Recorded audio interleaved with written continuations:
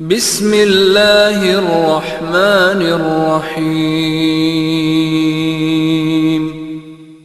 قرآن مجید میں اللہ رب العزت فرماتے ہیں ان اللہ یحب التوابین ویحب المتطہرین۔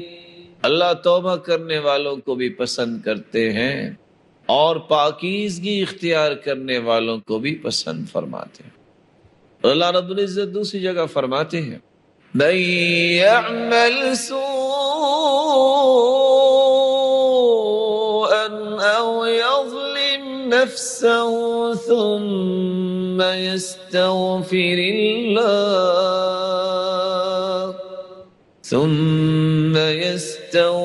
الله يجد الله غفورا رحيما۔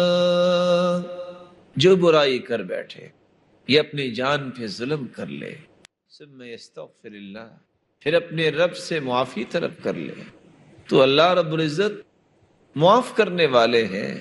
اس کو یقین کرنا چاہیے کہ اس کے مالک نے اسے معاف کر دیا ہے۔ اللہ رب العزت قرآن مجید میں ایک تیسری جگہ پہ فرماتے ہیں نبی عبادی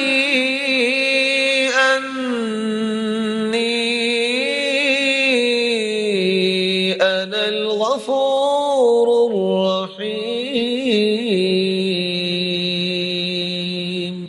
میرے بندوں کو یہ بتلا دو میں بڑا ہی غفور الرحیم ہوں۔ وَإِذَا سَأَلَكَ عِبَادِي عَنِّي فَإِنِّي قَرِيبٌ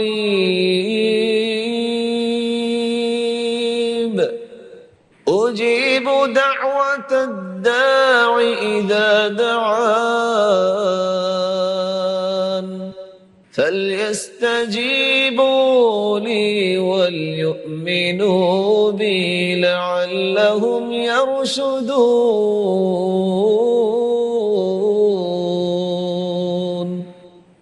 وَإِذَا سَأَلَكَ عِبَادِي عَنِّي فَإِنِّي قَرِيبٌ، جب میرے بندے میرے بارے میں تجھ سے پوچھیں تو کہہ دو میں بہت قریب ہوں، میری رحمت بڑی قریب ہے۔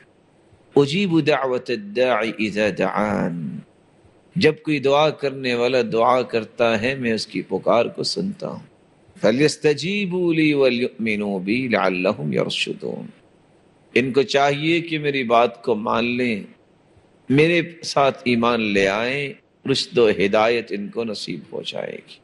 اللہ رب العزت معاف کرنے والے، اور رسول اللہ صلی اللہ علیہ وسلم نے فرمایا ان اللہ تعالی یمہل، اللہ رب العزت مہلت دیتے ہیں حتی اذا كانت ثلث اللیل الاخر، جب رات کا تہائی حصہ ہوتا ہے، نزل الى السماء الدنیا، اللہ آسمان دنیا کی طرف نزول فرماتے ہیں جیسا کہ اس کی شان کو لائق، فنادى، اور اللہ رب العزت آواز دیتے ہیں حل من مستغفر، کوئی ہے بخشش طلب کرنے والا، حل من تائب، کوئی ہے توبہ کرنے والا، حل من سائل، کوئی ہے سوال کرنے والا، حل من داع، کوئی ہے دعا کرنے والا، حتی ینفجر الفجر، یہاں تک کہ صبح ہو جاتی ہے۔